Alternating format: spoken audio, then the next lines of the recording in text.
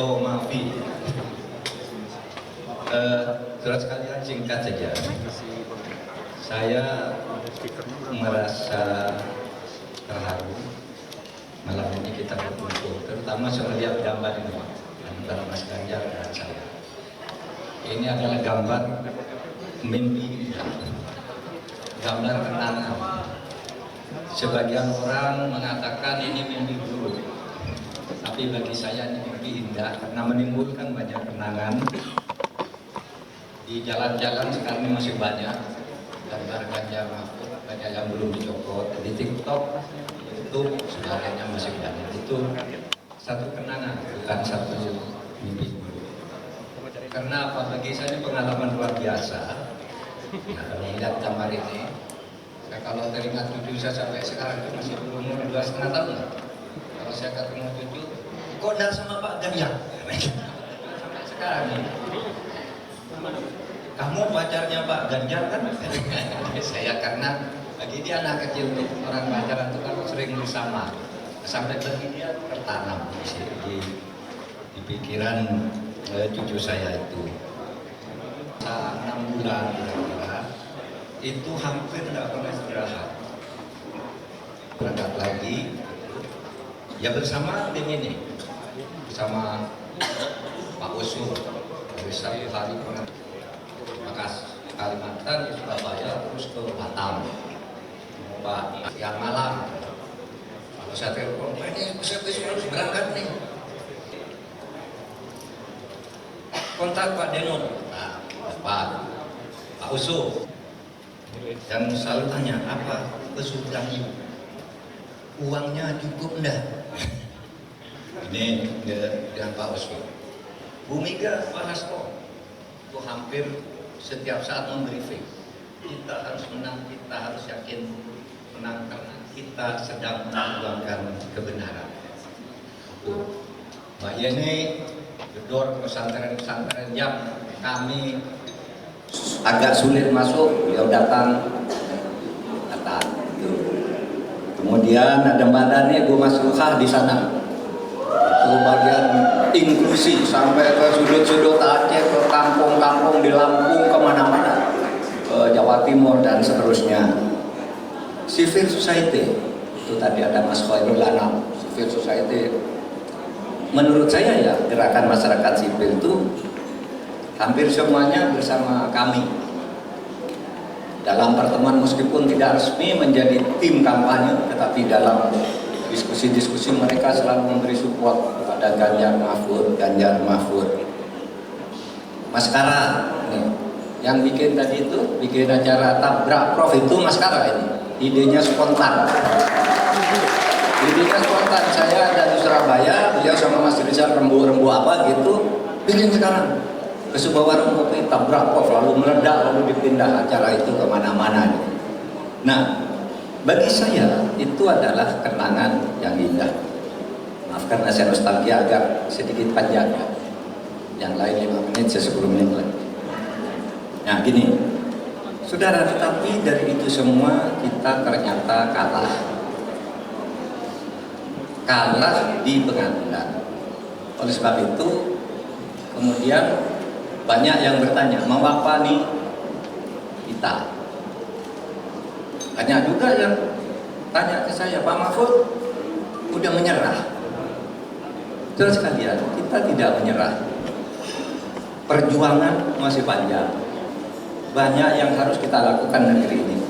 Bahwa kita harus menerima kenyataan kalah di Mahkamah Konstitusi itu adalah fakta. Apapun, apakah hakimnya salah, apakah ada kolusi untuk membenarkan kecurangan, itu di dalam hukum pengadilan tidak berpengaruh. Setiap putusan hakim itu mengikat. Mau dilawan juga aparat negara yang menegakkan itu.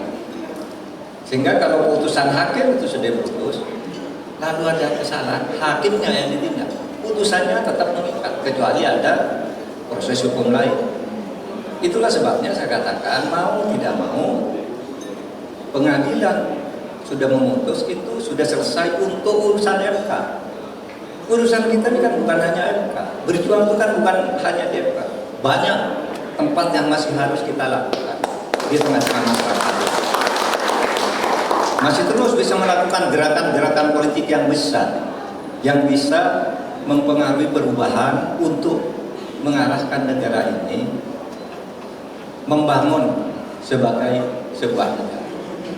Saya Bayani ini datang dari Nahdlatul Ulama. Di Nahdlatul Ulama itu ada dalil yang dipakai. Aliran Ahlus Sunnah wal Jamaah itu dalilnya gini. Hukmul hakim yarfa'ul khilaf. Kalau hakim sudah memutus, kamu jangan bertengkar lagi. Kalau hakimnya salah, nanti itu urusan hukum tersendiri, bukan pada putusannya. Ya, kemarin memberi contoh, Umar bin Khattab itu khalifah presiden Umar bin Khattab ini dituduh mencuri baju perang orang Yahudi. Padahal ini bajunya Ali bin Abi Thalib sendiri. Orang Yahudi menuduh, Ali kamu mencuri baju saya, ini baju perang saya ini. Ya Ali, saya ini sejak kecil ini punya saya, warisan dari saya, semua tetangga saya tahu. Tapi orang Yahudi itu enggak, ini punya saya, tetangga saya juga tahu bahwa ini punya saya. Akhirnya apa yang dilakukan? Umar bin Khattab menunjuk hakim, seorang hakim. Tunjuk hakim, tolong diadili kami. Apa betul saya mencuri punya orang Yahudi? Umar menjelaskan, ini punya saya. Tetangga-tetangganya yang ditanya, iya saya ingat-ingat lupa, tapi dulu Umar sering pakai itu. Orang Yahudi ini memberi saksi meyakinkan, betul saya tahu dia dapat dari mana, kapan, pernah dipakai di mana, saya tahu betul dia punya orang Yahudi. Akhirnya hakim memutuskan, hakimnya memutuskan baju perang ini milik orang Yahudi. Ingat, Umar bin Khattab waktu itu presiden. Tapi begitu hakim mengatakan begitu, Umar bin Khattab lalu mengatakan, karena ini putusan hakim, ini kamu ambil baju perang ini. Saya tahu hakim ini salah, kata Umar bin Khattab. Tapi karena kamu bisa mengajukan saksi-saksi yang mungkin kamu bayar, mungkin kamu teror, hakim sudah mengatakan gitu, saya kasih ini baju perang. Nah, itu apa saudara? Kalau di kalangan NU, ahli sunnah, negara itu harus diutamakan. Karena kalau kita berperkara terus, kapan selesai? Kita pilih jalur-jalur lain aja. Jadi masih banyak yang bisa kita lakukan, kampus-kampus, civil society, gerakan masyarakat, protes tentang hukum misalnya. Saya ini mengatakan kemarin gini, hukum adalah sangat berbahaya bagi negara ini. Kalau hukum dipermainkan, setiap ada keinginan mencapai sesuatu, dia main hukum, hukumnya diubah. Hukumnya diubah. Itu sebabnya dulu ketika saya Menko Polhukam, banyak tuh yang siap blok, tapi yang terakhir itu undang-undang Mahkamah Konstitusi. Enggak ada di prolegnas, enggak ada di apa, masuk, dibahas. Itu saya tolak ketika saya ditunjuk untuk menghadapi mewakili Pak DPR. Saya coret, deadlock, saya bilang. Tidak ada perubahan undang-undang menjelang begini, sampai sekarang deadlock. Orang melakukan sesuatu dengan mengubah undang-undang. Kalau tidak bisa mengubah undang-undang, hakimnya, pengadilan yang dimain-mainkan. Nah saudara, ini bahaya bagi masa depan. Apalagi kalau ada pemilu. Setiap pemilu kita nambah jabatan karena janji. Nanti kalau 10 kali pemilu, tambah jabatan terus. Dibentuk ini, dibentuk itu, dibentuk itu. Nanti ada orang juga tidak kapabel disuruh jadi duta besar di sana, jadi hanya bagi-bagi aja. Bahaya bagi negara ini. Itulah sebabnya kalau Ahlus Sunnah itu mengatakan jaga tuh negara. Kalau kamu kalah di satu titik, jangan berhenti di titik. Sudah, kata move on aja.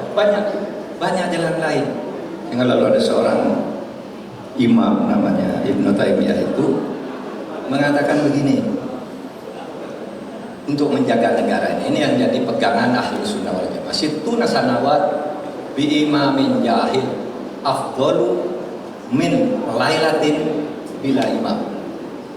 Biar kamu mempunyai pemerintah yang jelek selama 60 tahun, jangan hancurkan negara. Jangan hancurkan negara.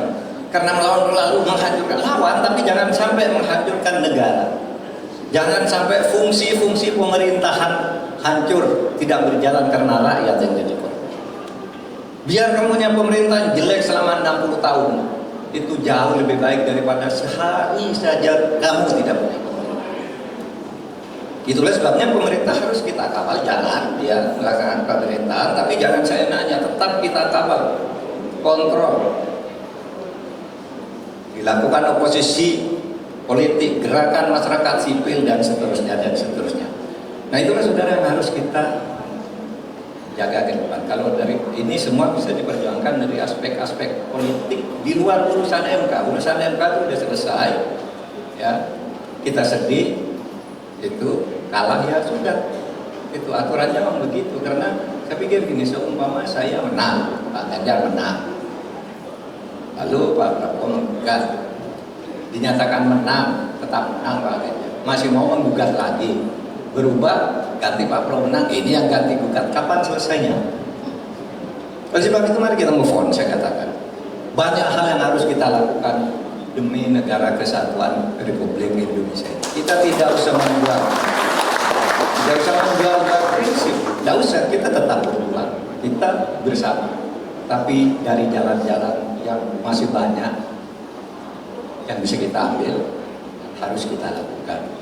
Sekali lagi saya ucapkan terima kasih kepada semuanya yang telah memberi kenangan indah kepada saya, mulai dari senior Bang Usu, pimpinan PDIP, Mas Ganjar, Pak Yeni, Pak Arsyad, Pak Gatot, Pak Andika, pimpinan parpol, semua nih saya tadi berusaha nyalami satu persatu meskipun tidak semuanya tersentuh. Itu tanda bahwa saya sungguh, saya tidak punya mimpi buruk, saya udah biasa-biasa aja sekarang. Kata orang sama Putin itu wajahnya kok tambah cerah. Iya, karena tidak lelah lagi, tidak siang malam. Sudah banyak istirahat. Paling kalau pergi diundang Bang Usu makan gitu, yuk ke rumah makan, kan gitu ya, gitu aja sampai sekarang. Nah, jadi anak saudara berjuang itu jangan pernah berhenti di suatu titik. Banyak jalan yang bisa ditempuh agar negara ini menjadi lebih baik dan lebih baik. Terima kasih. Assalamualaikum warahmatullahi wabarakatuh.